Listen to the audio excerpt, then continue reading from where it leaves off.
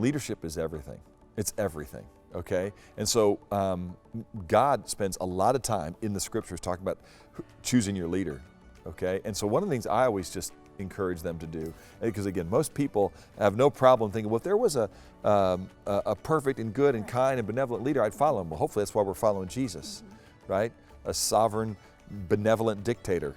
That's really who God is. Thank goodness he's benevolent, that he has our best interests in mind. And so what I always tell people is, man, you got to figure out who rules your ruler, okay?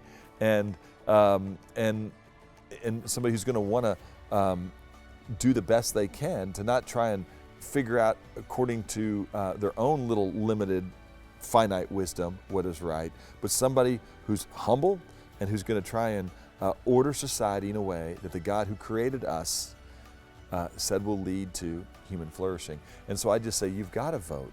And in a society where God's going to hold governments accountable, we know that in Romans 13, he says that, I'm going to hold government accountable. In a society where we have the privilege of influencing who our rulers are, he's going to hold us accountable for who we put in those seats of power and government. So to not vote is inexcusable before a God who says you ought to be influencing this in every way that you can.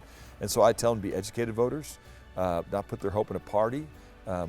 Politics and politicians are not our savior, okay, but they're not our sworn enemy either. They are a means to an end, and so it's up to us to influence those who are going to make an impact on so many others. You have to be engaged.